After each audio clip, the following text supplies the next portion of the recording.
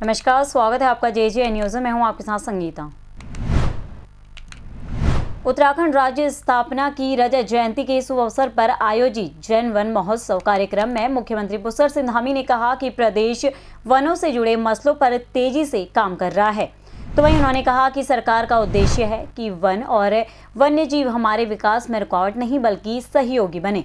मुख्यमंत्री ने कहा कि राज्य में मानव वन्यजीव संघर्ष की घटनाओं को कम करने के लिए सरकार कई तकनीकों पर काम कर रही है, जिसमें आधुनिक तकनीकी निगरानी तंत्र और स्थानीय समुदायों को भागीदारी के माध्यम से इन घटनाओं को न्यूनीकरण करने के प्रयास जारी हैं। उन्होंने कहा कि सरकार चाहती है कि वन और वन्यजीव संरक्षण के साथ साथ स्थानीय लोगों को भी इससे रोजगार के अवसर मिले। तो वहीं मुख्यमंत्री ने कहा कि राज्य के विभिन्न क्षेत्रों में स्थानीय समुदाय इको टूरिज्म, नेचर गाइडिंग और जिप्सी संचालक जैसे कार्यों में आत्मनिर्भर बन रहे हैं। उन्होंने कहा कि आज हमारे कई ग्रामीण समूह पर्यटन स्थलों के आसपास नेचर गाइड, जिप्सी चालक और रिजॉर्ट कर्मियों के रूप में काम कर रहे हैं। इससे स्थानीय लोगों को सीधा रोजगार मिलता है और ग्रामीण अर्थव्यवस्था मजबूत हुई है। से नई पीढ़ी को इसको आत्मसात करते हुए अपने जीवन में उतारना है। इसलिए आज का ये जन वन महोत्सव हमारी जनता और हमारे जंगलों के बीच अटूट रिश्ते का उत्सव है। ये हमें सिखाता है कि विकास तभी सार्थक है जब वह प्रकृति के साथ तालमेल बिठाए, यानी कि पारिस्थितिकी और आर्थिकी दोनों का सामंजस्य हो, इकोलॉजी और इकोनॉमी दोनों में बैलेंस हो।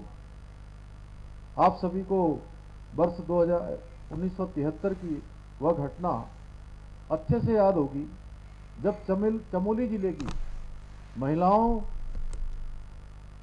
ने पेड़ों को काटने से बचाने के लिए उनसे चिपक गई थी। उन महिलाओं का ये स्पष्ट संदेश था कि पेड़ों को काटने से पहले हमारे शरीर को काटना होगा, यानी कि पहले पेड़ नहीं कटेगा, पहले हम कटेंगे तब पेड़ कटेगा। यानी कि पेड़ काटना है तो पहले आप हमको काटिए।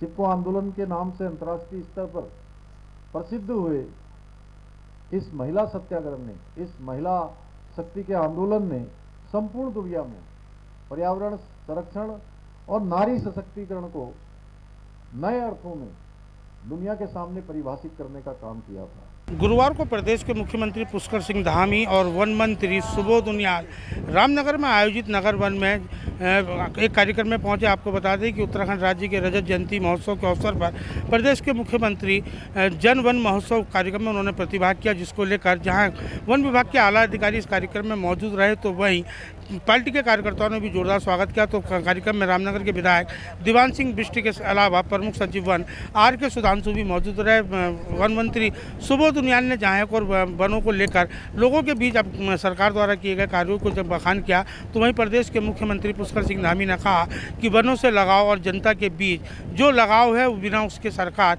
कुछ नहीं कर सकती। उन्होंने कहा वनों के प्रति जनता का लगाव ज़्यादा से ज़्यादा हो, इसको लेकर सरकार लगातार प्रयास कर रही है।